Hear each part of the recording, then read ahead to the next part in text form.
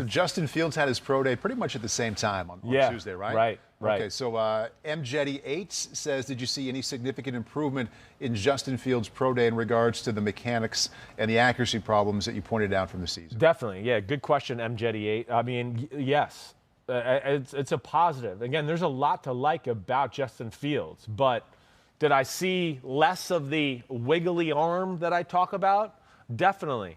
You know, I did see. Really? You know, I saw it pop kind up of flinging every the elbow now and then, up. Yeah. flaming the elbow up and just letting it go like that. There was a few throws of that, but I think as a whole, he was trying to be all in line and have it pieced all together the right way. Mm-hmm. The other thing that bothers me is, you know, the foot aspect. You brought it up when we broke down the quarterback pod, is the feet can be everywhere, but the thing I was most concerned about was when the feet get really close together like we talked about. He could be throwing a 5-yard shallow cross and be pushing off the mound like he's going to take some long baseball pitcher's stride to throw that ball, and that leads to too many moving parts. He was definitely aware of that. And if you watch the workout, you could tell quarterback coach John Beck was also aware of it. You know, that's one thing I don't like about Justin Fields. He needs room to throw the football. Beck kept doing, he would drop back, okay, Justin Fields to throw the ball, and Beck would stay right here. So he couldn't overstride. So now he had to kind of like, wait, I gotta have my base there and take a small step. So Beck stayed there to make him be at least aware of, wait, don't fall into that bad habit. Right. Let me keep that. So, you know, from all that is encouraging. I mean, the guy, you know, seems like he has it all. Mm-hmm. He does. I mean, he's a specimen. We saw the 40. I know that. The arm is real strong. The arm is not as strong as Zach Wilson. Not to be able to just cut it loose every throw and just have no fear of where it's going. You know, that would be the other thing I would say if you go back and watch Justin Fields. And again, there's a lot to like here. I'm being nitpicky about top people in the world at their position. So I got to be nitpicky to separate them. They all can throw. They can all throw spirals. They all got strong arms. We know that. Now we're differentiating here a little bit.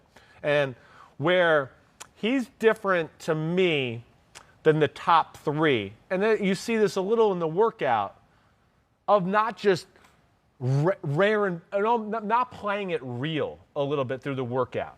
You know, I think you could look at Mac Jones, Trevor Lawrence, and Zach Wilson and go through their workouts and go, they played it like there was a rush and I got to get the ball out and I got to hit it in rhythm and let it go. Fields, to me, played a little bit more of, I just want to make sure I complete it. A little more nonchalant. I just want to be a little bit, like, okay, wait, I'm in the right position, and now let me throw it. Okay, I completed it. You know, to me, which is he's thinking. Mm-hmm. He's thinking about his mechanics. He want to make sure that, you know, the end result is seen as well. You kind of made that point when talking about the improvement that you saw in Mac Jones going from 1 week to the next. Cut it loose a little more. Cut it loose more. Right. And to me, that to me was so impressive about Zach Wilson. Zach Wilson played it like it was like, it's the fourth quarter and they're all over me and he's barely open. Shoom. He was frenetic. It was frenetic. And made it look, you know, better. Yeah. Because you're just going, wait, he's putting pressure on himself and he's asking himself for high results in very tough positions. Mm-hmm. And again, I'm not trying to like knock Justin Fields. I'm just giving you what I think there. And that, again, I like a lot of what I saw. He can throw the ball with power. It was a lot of nice spirals. There's no doubt about that. But I would just say that would be the difference between what I saw with the top three cutting it loose as compared to him a little bit. One more about Fields, and I like this because it gets us away from the pro day a little bit. Right. Team Geo asks, will the team take into consideration that Fields' great performance against Clemson was his best game? Feels like he's not afraid of big moments, and his ceiling appears higher. Again, I like that because I don't think any of these other quarterbacks had their best game against the best team that they played. Yeah, right. I mean, you're probably right, really, when you say that.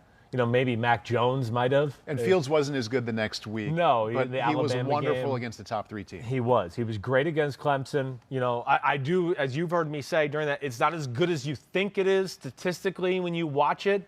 But to our man Gio's question here, yes, Gio, there is some real aspects or reality to what you're asking. Yeah, guys are going to evaluate it. I like that he played big-time football. You know, in fact, hey, like I said, in a lot of ways, I like Trey Lance and some of the consistency of his throwing more than Justin Fields.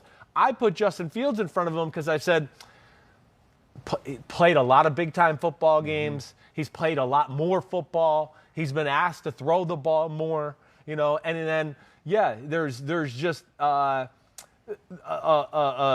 swagger about him and a confidence about him that, that's where I gave him the edge. And I think, yes, you're going to have certain teams that are going to go, wait, I like this guy. This guy's, he's the dude. He knows he's the dude. He knows he's a special athlete.